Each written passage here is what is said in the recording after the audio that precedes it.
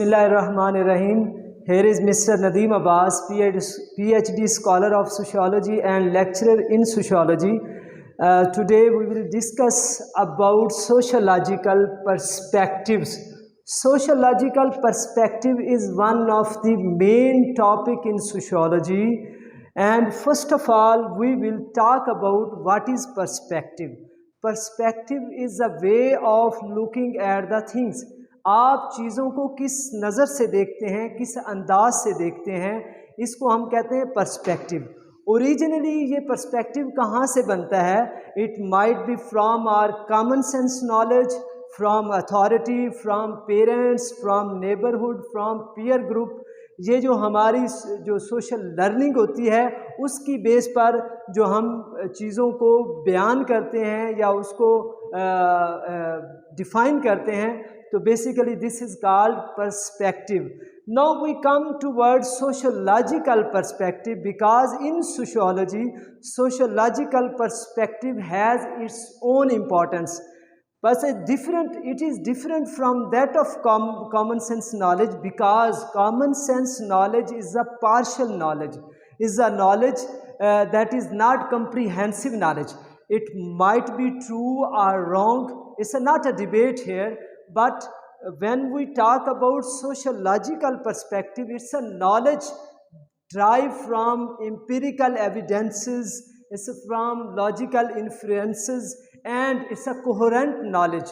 तो ये तीन चीज़ें, ये तीन करेक्टरिस्टिक्स हैं कि जो सोशोलॉजिकल पर्सपेक्टिव होता है वो किस नॉलेज पर बेस करता है, जो एम्पिरिकली जिसका एविडेंस होता है, नंबर टू जो लॉजिकल इन्फ्रेंसेस जो उस लॉजिकली मंतकी होता है, और तीसरी अहम बात जो कोहेरेंट होता है।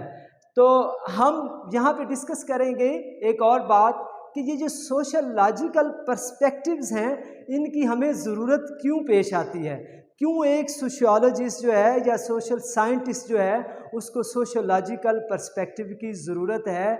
बिकॉज़ क्योंकि ये जो सोसाइटी है ये सिंपल नहीं है, ये सोसाइटी एक हेट्रोजीनियस सोसाइटी है, इसमें डिफरेंट कल्चर्स हैं, डिफरेंट पीपल हैं, डिफरेंट कलर्स के पीपल हैं, डिफरेंट एथनिसिटीज़ हैं, डिफरेंट रिलीजन्स हैं। तो जब तक हमारा जो सोशलॉजिकल पर्सपेक्टिव है वो किस बेस पर होता है कि वो इस बेस पर होता है कि हमारी सोसाइटी के अंदर पोजीशन क्या है और हमारी वो कौन सी कंडीशंस हैं जिन कंडीशंस में सोशलॉजिकल जो पर्सपेक्टिव है वो इमर्ज हुआ है। चूँकि सोसाइटी एक प्लूरल सोसाइटी है तो लिहाजा प्लूरैलिटी इन पर्सपेक्टिव जो है वो that is essential to understand the complex nature of society. Now come toward sociological perspectives.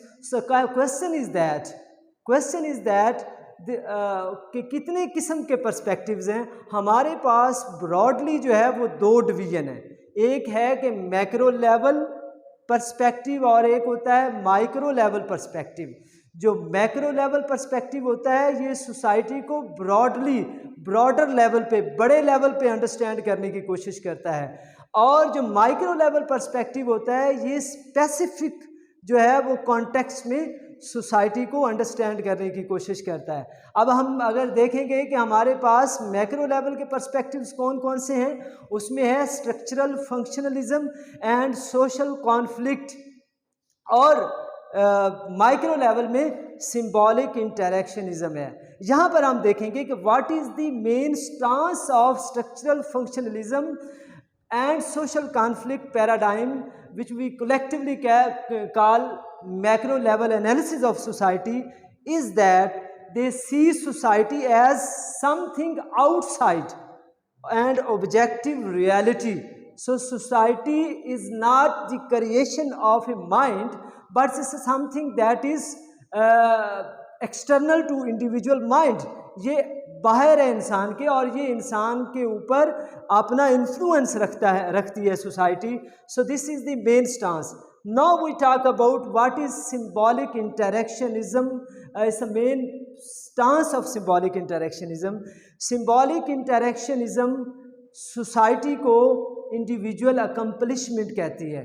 कि इंडिविजुअल जो है थ्रू मीनिंगफुल इंटरेक्शन जो है सोसाइटी के जो भी कल्चरल ट्रेड्स हैं, सोसाइटी की जो भी ऑर्गेनाइजेशन है, सोसाइटी में जो भी सोशल एक्शंस हैं, everything is accomplished by individuals.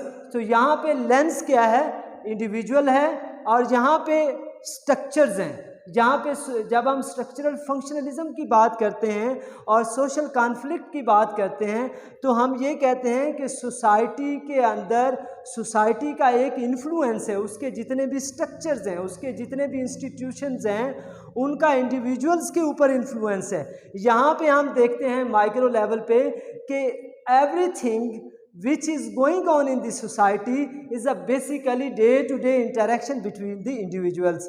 इसके बाद हम डिस्कस करेंगे कि social structural functionalism school of thought क्या है। इसके बाद हमारी इसके ऊपर डिस्कस